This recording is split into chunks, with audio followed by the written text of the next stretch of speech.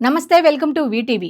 Betting యాప్ల కేసులో enforcement directorate విచారణను ముమ్మరం చేసింది. ఈ కేసులో సినీ నటుడు ప్రకాష్ రాజ్ బుధవారం ఉదయం బషీర్బాగ్లోని ఈడీ కార్యాలయంలో విచారణకు హాజరయ్యారు.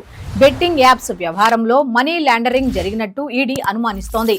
నిందితులుగా ఉన్న పలువురు సినీ ప్రముఖులకు ఈడీ నోటీసులు జారీ చేసింది. రానా, విజయ్ దేవరకొండ, మంచు లక్ష్మి వంటి వారికి కూడా ఈడీ నోటీసులు ఇచ్చింది. బెట్టింగ్ యాప్ల ప్రమోషన్లపై గతంలో నమోదైన కేసుల ఆధారంగా ఈడీ దర్యాప్తు చేపట్టింది.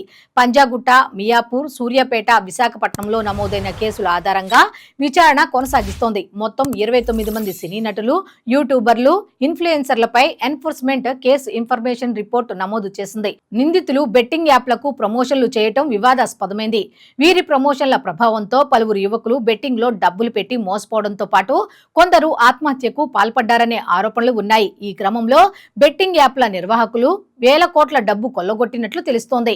ఆయా ఘటనల నేపథ్యంలో సినీ ప్రముఖులు, యూట్యూబర్లు, ఇన్ఫ్లుయెన్సర్లపై తెలంగాణ పోలీసులు ఇప్పటికే 5 ఎఫ్ఐఆర్లు నమోదు చేశారు.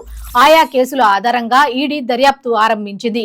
ప్రమోషన్లు చేసినందుకు బెట్టింగ్ యాప్ల నిర్వాహకులు హవాలా మార్గంలో పలువురికి డబ్బు పంపించారనే కోణంలో ఆరా తీస్తోంది. ఇప్పటికే తెలంగాణ పోలీసుల నుంచి ప్రాథమిక దర్యాప్తు వివరాలను ఈడీ సేకరించింది. ఈడీ విచారణలు మనీ లాండరింగ్ నిరోధక చట్టం కింద జరుగుతాయి. ఈ కేసులో మరిన్ని అరెస్టులు జరిగే అవకాశం ఉంది.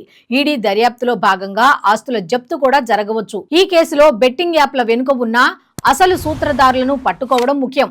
ప్రకాష్ రాజ్ వంటి ప్రముఖులు కేవలం మధ్యవర్తులు మాత్రమే కావచ్చు. ఈడీ దర్యాప్తులో భాగంగా కాల్ డేటా రికార్డులను పరిశీలించవచ్చు. ఈ కేసులో బెట్టింగ్ యాప్ల ద్వారా జరిగిన మోసాలపై ప్రజలు అప్రమత్తంగా ఉండాలి. సులభంగా డబ్బు సంపాదించవచ్చని ఆశ చూపే వారి పట్ల జాగ్రత్తగా ఉండాలి. ఈడీ దర్యాప్తులో భాగంగా నిందితుల ఆస్తులను అటాచ్ చేయవచ్చు. కేసు పూర్తయ్యే వరకు వాటిని స్వాధీనం చేసుకోవచ్చు.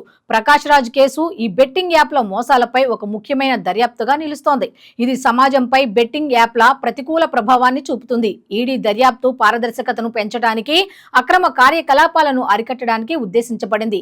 ఈ కేసులో తీర్పు ఒక ఉదాహరణగా నిలుస్తుంది.